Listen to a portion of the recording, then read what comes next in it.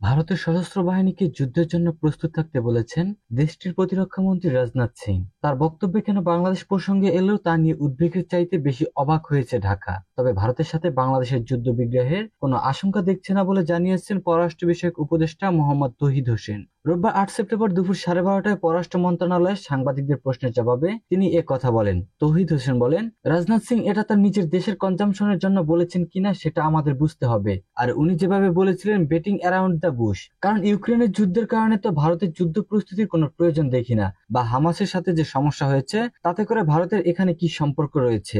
ভারতের উত্তরপ্রদেশের লখনৌতে গত বৃহস্পতিবার সশস্ত্র বাহিনীর জয়েন্ট কমান্ডার্স কনফারেন্সে দেশটির প্রতিরক্ষা মন্ত্রী রাজনাথ সিং বলেন, ভারত শান্তিপ্রিয় দেশ, শান্তি রক্ষার জন্য ভারতের সশস্ত্র বাহিনীকে যুদ্ধের জন্য প্রস্তুত থাকতে হবে।